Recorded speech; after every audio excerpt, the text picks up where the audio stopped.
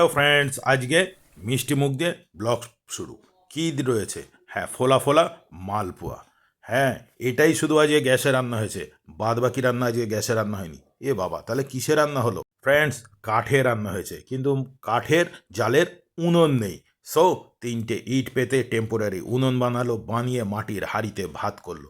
করে এ তো পাগলামি চালু হয়ে গেছে আজকে বাড়িতে দেখছি। তারপরে সিম ভাজবে বললো।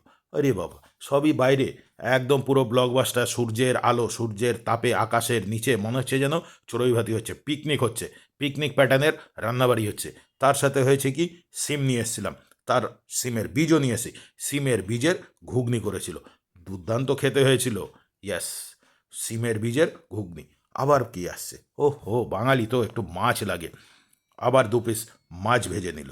হ্যাঁ, এর সাথে আরও জিনিস আসছে ফ্রেন্ডস, কিন্তু সেটা কি? সেটা হচ্ছে গিয়ে কুকুড়ুকু, কাঠের জালে মাংস রান্না, সেটাও আলু ছাড়া। দুর্দান্ত হয়েছিল ফ্রেন্ডস, দুর্দান্ত। আর এর কালারটা, ওফ, অসাম কালার হয়েছিল। কিন্তু স্বাদ, সত্যি কাঠের রান্নার স্বাদ সত্যি অসাধারণ হয়।